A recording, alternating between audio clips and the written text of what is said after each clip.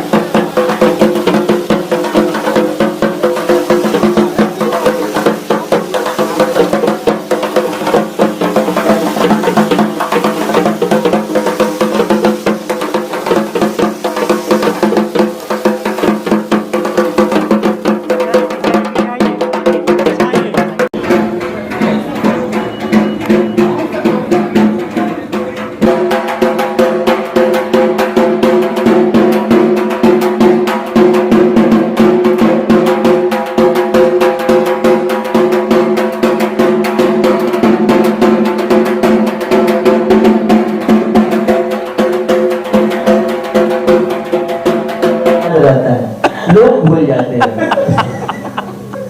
तो इसलिए मैं हमेशा कोशिश यही करता हूँ। देखिए खेसारी लाल के स्टारडम क्या है नहीं है ये मायने नहीं रखता।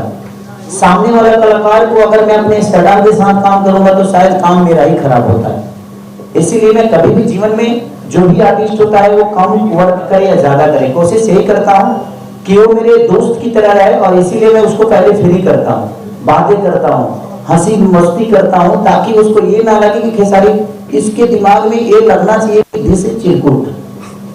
ऐसा बिल्कुल नहीं था, चिरकुट तो कहीं चिरकुट की मतलब कि एकदम यार इसका कोई लेवल ही नहीं है। मैं अपने लेवल को उस इंसान के नजर में पहले गिराता हूँ कि मेरा कोई लेवल नहीं है भाई, तो बिल्कुल निश्चिंत से काम कर।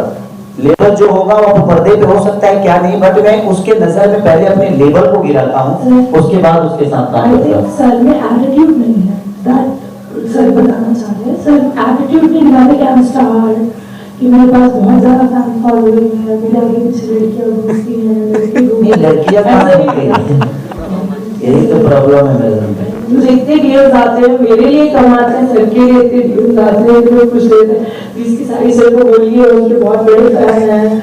और मेरा गाना जो दुनिया में था, जो मैंने सारी गाना हम भोजपुरी से किया था, मेरा नंबर दे दो यार मेरे को भी, ताकि मैं बात करते रहूंगा। बट ये हमारा अनुभव सारेगामा के साथ हमेशा अच्छा रहा। और मुझे नहीं, मैं क्या बोला कि जितने भी हमारे भोजपुरी के स्टार हैं, कलाकार हैं, सबका अनुभव सारेगामा के साथ हमेशा अच्छा रहा है।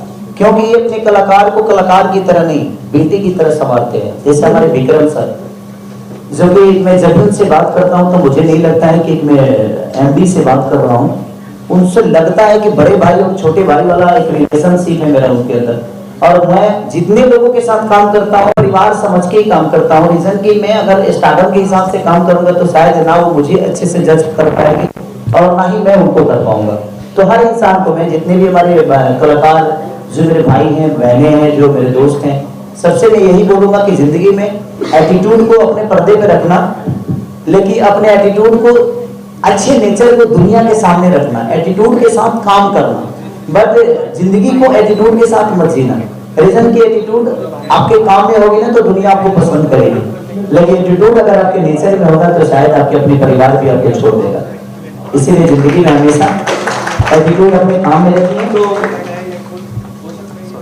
बोलिए नहीं, नहीं मैं वही कह रहा हम हूँ। बोलते रहते हैं क्योंकि हमारे मुंह पे मीठा नहीं लगा है, नहीं लगता है। बोलिए। नहीं, तो आपका जो एटीट्यूड है तो वो उससे तो सीखने के लिए भी है यंगस्टर्स के पास कि सबसे पहला तो मेहनत जो है वो ज़्यादा जरूरी है जिंदगी में मुझे लगता है कि मैं 3 बजे सुबह भी आता हूँ तो कम से कम 400 दीप मार के सोता हूँ, क्योंकि मैं जानता हूँ कि ना मेरे पास घोड़ी थी ना मेरे पास गायकी थी, आज भी गायकी नहीं है, आज भी घोड़ी नहीं है, आज भी शक्ल से मैं बहुत सलमान खान नहीं लगता, बट कोशिश करने में क्या जाता है, हम अपने आप को बदल सकते हैं।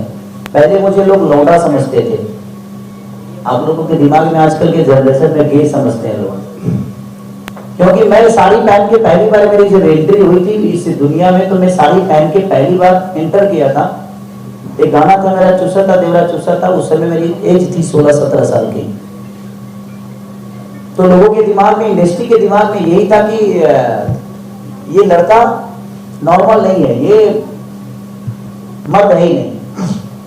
तो अपनी परेशानी को मैंने बदलने की कोशिश की, और आज मुझे लगता है कि भोजपुरी इंडस्ट्री में दुनिया ये भी कहती है कि इससे बड़ा मर्द कोई नहीं है, क्योंकि हमने अपने हर उस परेशानी को बदला जहां लोग ये बोलते थे कि ये खेसारी लाल यादव मर्द नहीं है। क्योंकि मेरी पहचान हुई थी साड़ी पहन के मैं इंटर किया था। तो कलाकार जो होता है ना, उसका कोई आकार नहीं होता है। तो इंसान जब कला के क्षेत्र में होता है तो आज पूरी दुनिया के नायक करने, हिंदुस्तान के नायक करने जाने वाले हमारे बच्चन साहब, उन्होंने भी साड़ी पहनी। तो कला क्षेत्र में ये मायने नहीं रखता कि किसने साड़ी पहनी और किसने घाघरा पहना, वो लोगों के मनोरंजन के लिए था, लेकिन लोगों ने उसको गलत साबित कर दिया कि आई एम रॉन्ग। बट कोई नहीं, आज भी मुझे साड़ी पहनना होता है तो मुझे डर थोड़ी लगता है। अब मुझे क्या बताना है लोगों को कि मैं क्या हूँ, सब तो जान ही चुके क्या ये तो इसलिए कभी भी अपने पहचान को बताने के लिए आपको आपका वर्क ही बता सकता है। आप दुनिया को क्लियर करने जाओगे ना तो फंसते चले जाओगे, क्योंकि ये दुनिया एक दलदल है और दुनिया ही आपको निकालती भी है। दुनिया एक रस्सी भी है और दुनिया एक दलदल भी है। तो आप फंसना चाहते हो कि निकालना चाहते हो? शांत रहोगे तो कोई ना कोई रस्सी भीग ही देगा, और डोलोगे तो फंसते जाओगे। इसीलिए जिंदगी में कभी भी सलीलता के साथ काम करिए। आपका आती है। मेरे जीवन में मुझे लगता है कि अगर मैं खुश 2 महीने होता हूँ ना, तो 6 महीने तो मैं कम से कम परेशान ही रहता हूँ।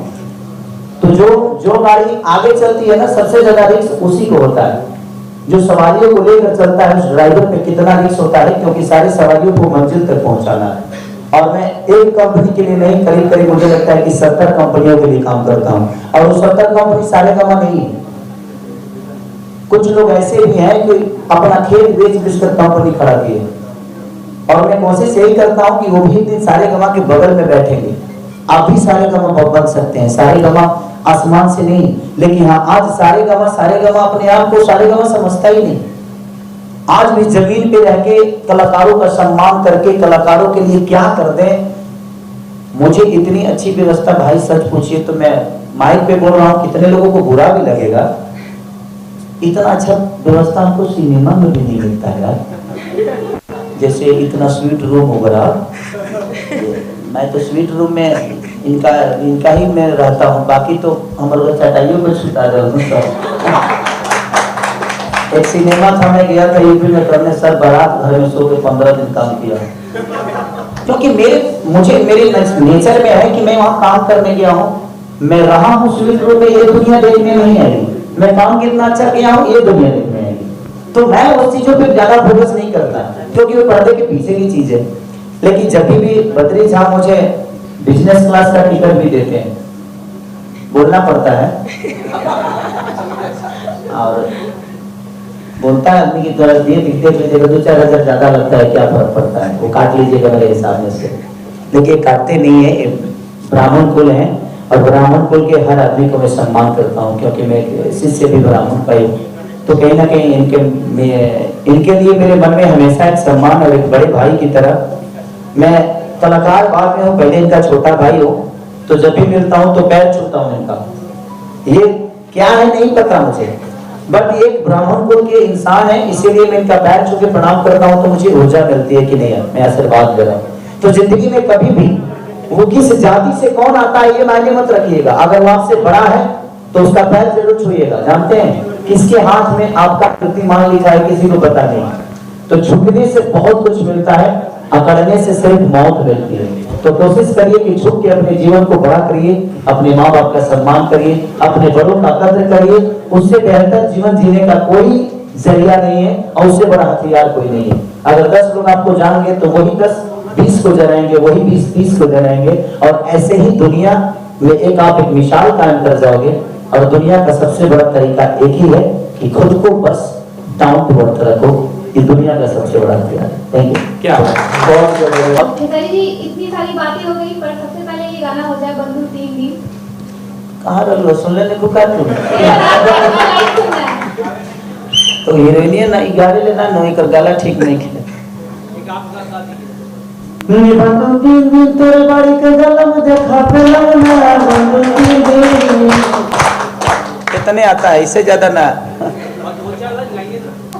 तो जिंदगी में हर आदमी उसी को दबाना चाहता है जो कमजोर होता है।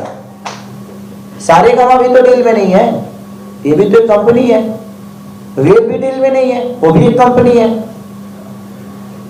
स्पीड रिकॉर्ड भी नहीं, वो भी एक कंपनी। खेसारी म्यूजिक वर्ल्ड भी नहीं, वो भी तो यूट्यूब ही है। वो मुझे क्यों नहीं मार रहे हैं? मेरे खेसारी म्यूजिक वर्ल्ड को बंद करके गाना देखें, धजिया उड़ा दूं मैं।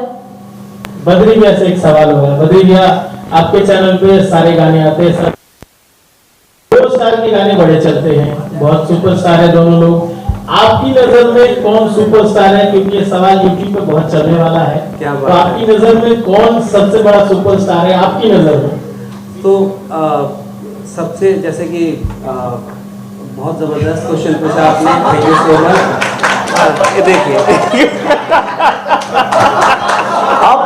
अब पता चलेगा, पहली बार बद्री झा फंसे हैं और क्लियर बताना पड़ेगा। कोई घुमा, मैं इधर हूँ, चिंता मत करो, आपके साथ हूँ मैं। तो देखिए, तो मैं सुपरस्टार के साथ क्या कह रहे हैं? अच्छा नहीं, ऐसा कैसे हो सकता है? हाँ आइए। तो नहीं, तो खेसारी जी को देख के वो फीलिंग आता है ना कि काजल तुम सिर्फ मेरी हो वाला जो फीलिंग है।